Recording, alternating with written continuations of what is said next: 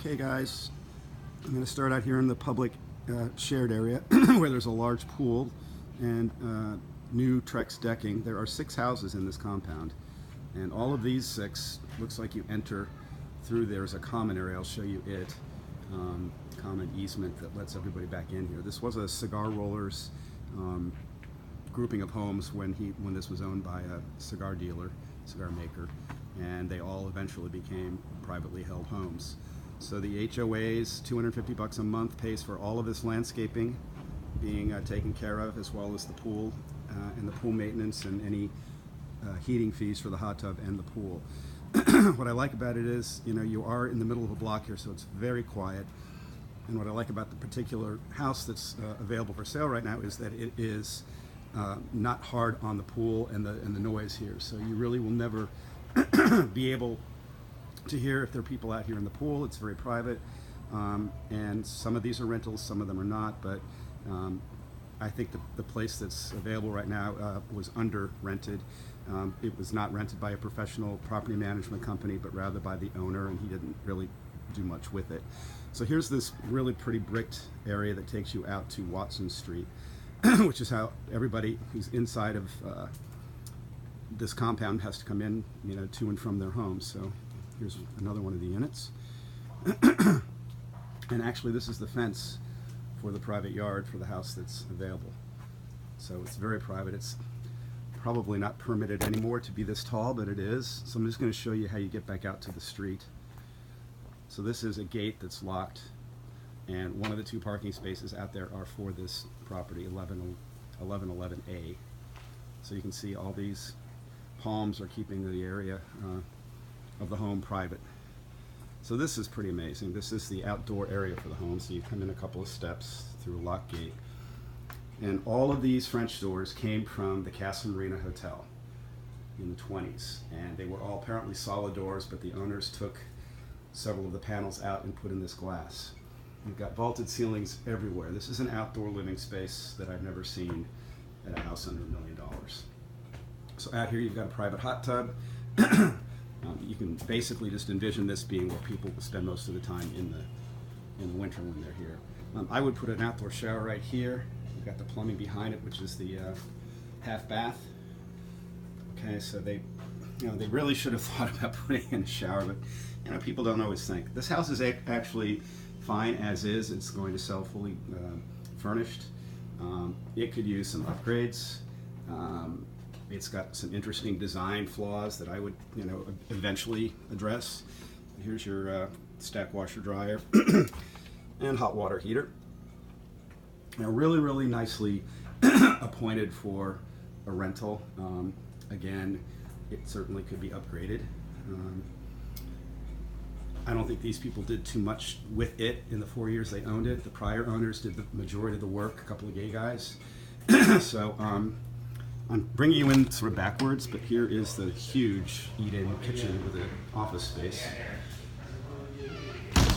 Desk here for a home office, and the cabinets are all tall with lighting above it.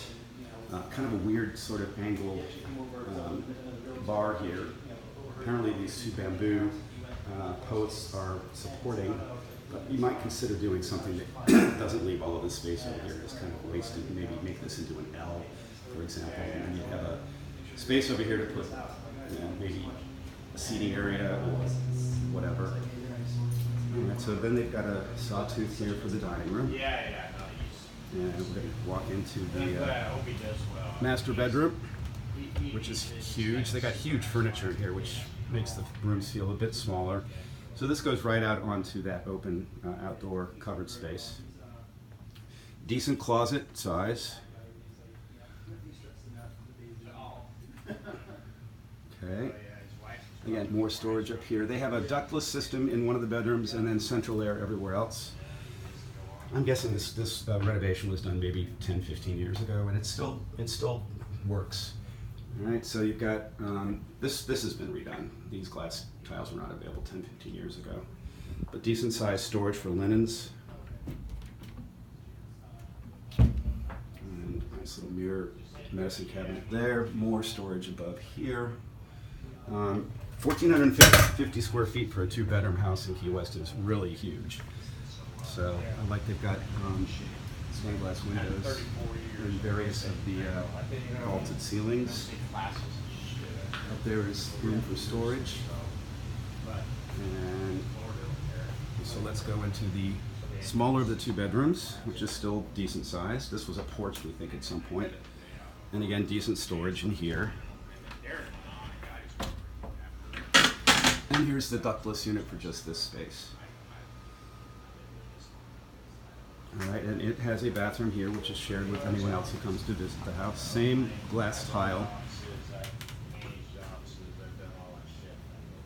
Okay, and a tub shower. So there's 2 tub showers, which is great for families who might want to bathe their children. And then here is the front great room. So again, the stained glass windows on both ends, vaulted ceilings. All right.